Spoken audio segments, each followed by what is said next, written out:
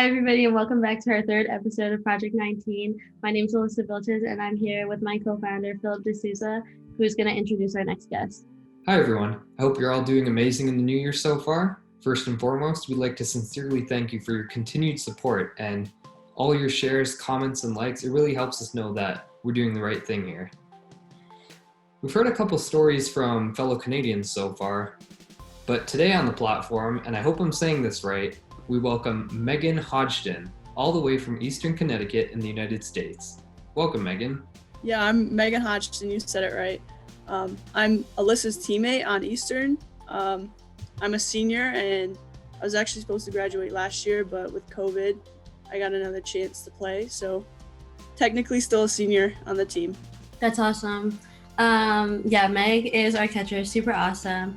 I just want you to tell your story, maybe start from the beginning of when you came back to Eastern and came back to our team and what you were expecting, and then kind of just what happened in your COVID experience.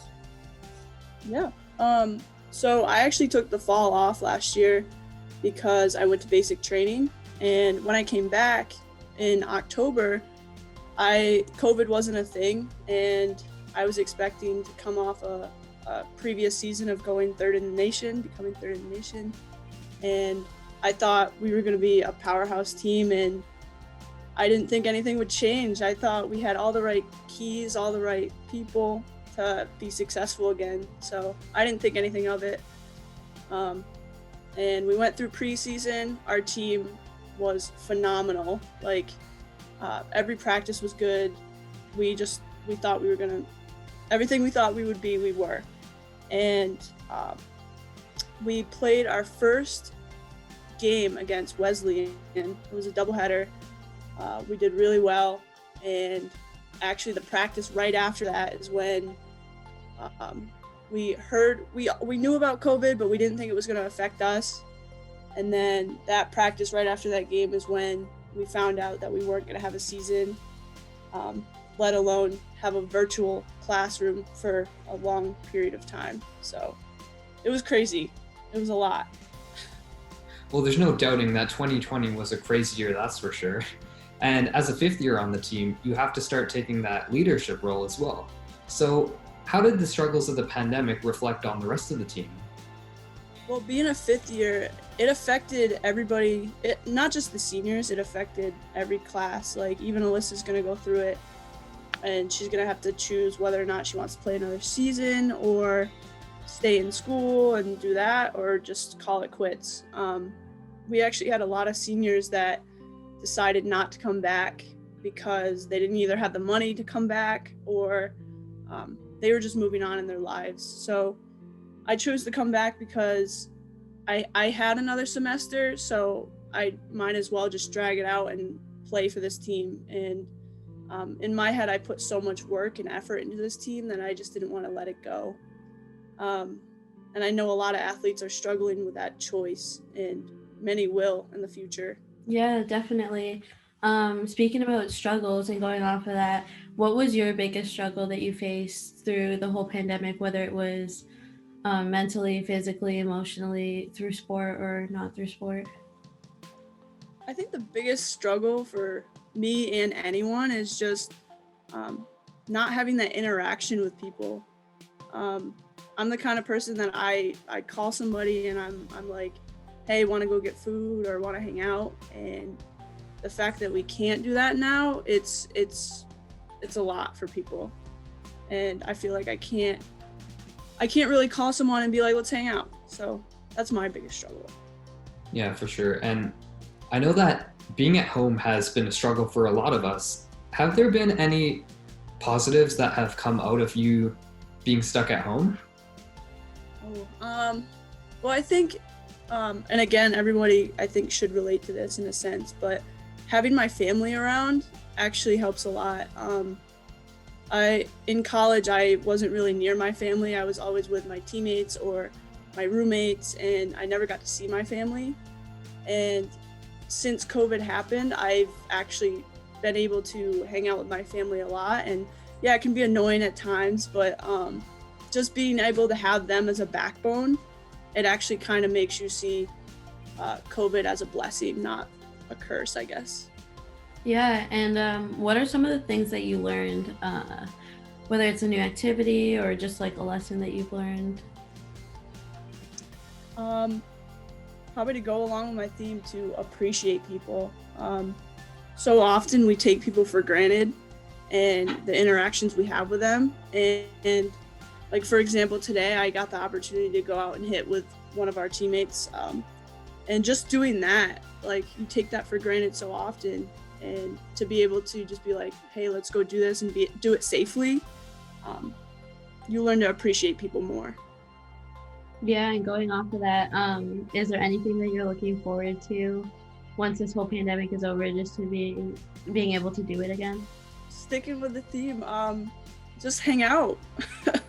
I genuinely just miss being able to hang out, and especially for teams and athletes, you can't really hang out as a whole team. It's either in like little groups or like individual people. I just miss being able to hang out all together in one spot for not just practice per se. Yeah, for sure. 2020 has definitely been a year of ups and downs, and I know I've formed some good habits and some bad habits. Have you formed any habits over the pandemic? Yeah, there's bad habits too, but good habits as well. I started building. I learned how to like craft new things, like not having a weight room or not having something to do. I started building stuff. So I built weights, I built a rack, I finished a shed.